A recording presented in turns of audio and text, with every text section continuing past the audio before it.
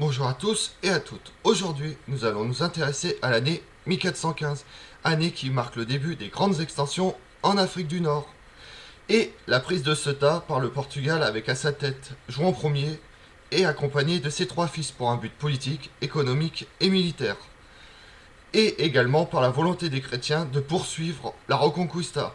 La Reconquista est un mouvement religieux et militaire débuté au 8e siècle par les chrétiens contre les Maures. Les Maures s'étant emparés de la péninsule ibérique, à force de défaites, de conquêtes, de reconquêtes, de territoires perdus, les chrétiens s'emparent petit à petit de l'ensemble de la péninsule ibérique. Le Portugal termine sa Reconquista à partir du XIIIe siècle. Pour la Castille, il faudra attendre 1492 et la prise de Grenade par Isabelle la catholique et son mari Ferdinand d'Aragon pour voir la péninsule ibérique libérée de l'emprise des Maures. La prise de Ceuta s'inscrit dans ce cadre militaire et religieux pour la reconquête des terres maures. Et cette fois-ci, au lieu de combattre dans la péninsule ibérique, le Portugal décide d'attaquer les Maures directement sur leur sol.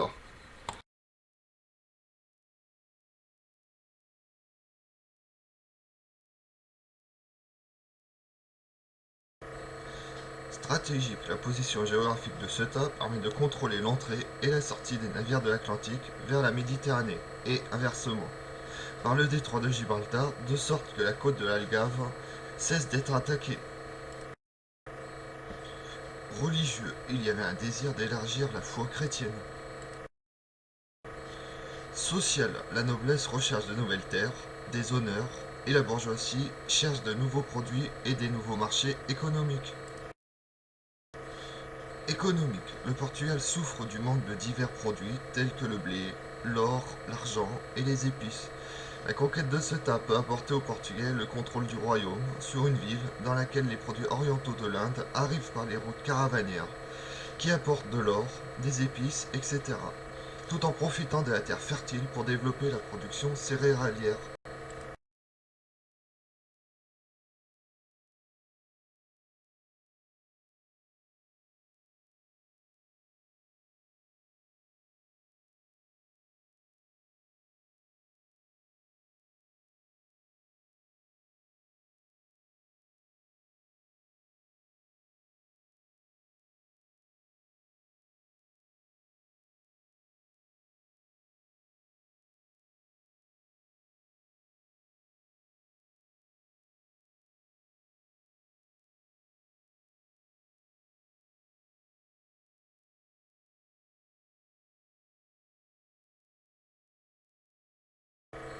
Cette surprenante fuite des soldats morts s'explique avant tout par la surprise du débarquement, car personne ne s'attendait à une attaque du Portugal. Les morts pensaient que Juan Ier voudrait s'emparer des territoires morts dans la péninsule ibérique ou venir en aide à la Castille. De plus, les tentatives pour reprendre les territoires perdus lors de la Reconquista ont épuisé le sultanat mort.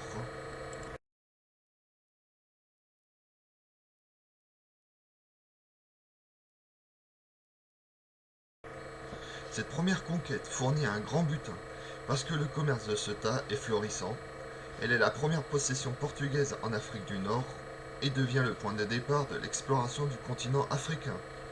Cette victoire fournit au Portugal l'impulsion nécessaire pour de nouvelles conquêtes, après avoir lutté durant plusieurs siècles contre les Maures dans la péninsule ibérique lors de la Reconquista. La lutte se poursuit à l'extérieur, mais il ne faut pas oublier que les véritables motivations restent politiques et économiques.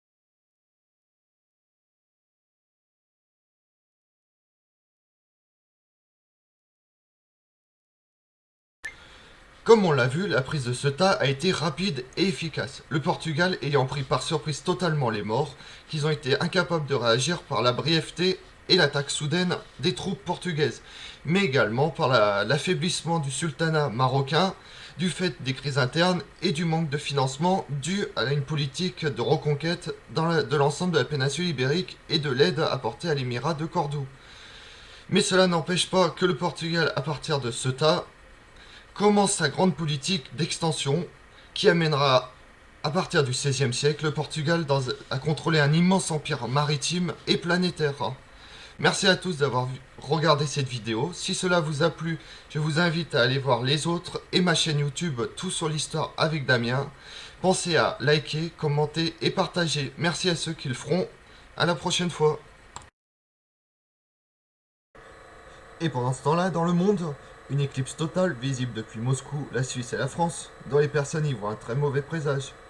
La guerre de 100 ans, les royaumes de France et d'Angleterre s'affrontent depuis 78 ans. L'année 1415 y voit la victoire d'Henri V, roi d'Angleterre, sur la chevalerie française lors de la bataille d'Azincourt.